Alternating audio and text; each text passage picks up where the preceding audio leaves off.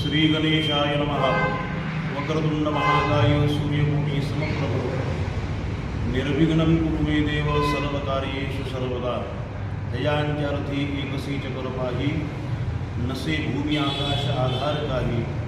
असे सारथी पांडुलांच्यार्थासी नमस्कार द्या सूर्यनारायणास। अशा पद्धतीने प्रथम वंदन त्या ठिकाणी गणरायाला करू, जी बुद्धीची देवता आहे। आणि तसेच प्रत्यक्ष दिसणारा भगवान परमात्मा त्या ठिकाणी सूर्यनारायण आहे, जो आपल्याला त्या ठिकाणी प्रकाशाची दिशा, माणसाला त्या ठिकाणी सगळ्यांच्या आधी त्या ठिकाणी तो उगम पावतो। असा तो सूर्य त्या ठिकाणी येता 14 तारखेला म्हणजे 14 जानेवारी 2026 रोजी सूर्य हा मकर राशीमध्ये त्या ठिकाणी प्रवेश करतो। सूर्य हा मकर राशीमध्ये प्रवेश करतो म्हणजे त्याला आपण मकर संक्रमण असं त्या ठिकाणी म्हणतो। म्हणजे ती मकर संक्रांत आहे। आणि ही मकर संक्रांत यंदा या ठिकाणी शके 1947 पौष कृष्ण एकादशी वार बुधवार दिनांक 14/1/2026 रोजी एकादशीला मकर संक्रांत आहे। हा प्रदीर्घ कालानंतर त्या ठिकाणी हा पुण्य पावन असा त्या ठिकाणी आलेला पर्वकाळ आहे। आणि त्या पर्वकाळामध्ये दुपारी 3:06 सूर्य हा मकर राशीमध्ये प्रवेश करतो आणि संध्याकाळी सूर्यास्तापर्यंत त्या ठिकाणी आपल्याला पूजा अर्चा करण्याकरता त्या ठिकाणी सांगितलेली आहे। ही पूजा अर्चा त्या ठिकाणी करत असताना ही जी संक्रांत आहे, ही संक्रांत सर्व कार्याला त्या ठिकाणी शुभ आहे।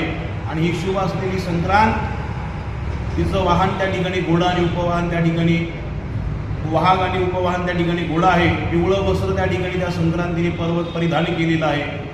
पिवळं वस्त्र परिधान केल्यानंतर अशा ठिकाणी ती हातामध्ये गदा घेतलेला आहे, केसराचा टिळा लावलेला आहे, वयाने कुमारिका असून बसलेली आहे। वासाकरिता त्या ठिकाणी जाईचं फूल घेऊन पायस भक्षण करीत आहे।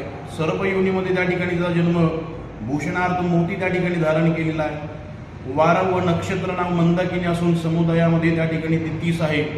पूर्व दिशेकडून त्या ठिकाणी प्रस्थान करून पश्चिमेकडे जात आहे आणि वायव्य दिशेकडे ती बघत आहे। अशी ही जी संक्रांत आहे, ही संक्रांत पिवळं वस्त्र परिधान केल्यामुळे त्या ठिकाणी आपण पिवळं त्या ठिकाणी घालायचं नाही। सोनं त्या ठिकाणी महाग होईल, चांदी त्या ठिकाणी महाग होईल आणि त्या ठिकाणी पायस भक्षण करीत आहे म्हणजे दूध आणि दही त्या ठिकाणी महाग होईल।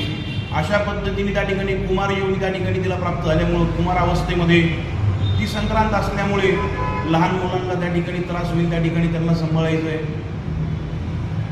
या संक्रांतीच्या पर्व काळामध्ये 6 प्रकारचे जर त्या ठिकाणी आपण दान धर्म जर केला तर मनुष्याला सर्व पापांचा त्या ठिकाणी नाश होतो आणि पुण्य त्या ठिकाणी त्याला प्राप्त होतं। स्नाने दाने जपे होमे देवायाम देव अर्चने, म्हणजे स्नान करताना दान करताना तिळाला महत्त्व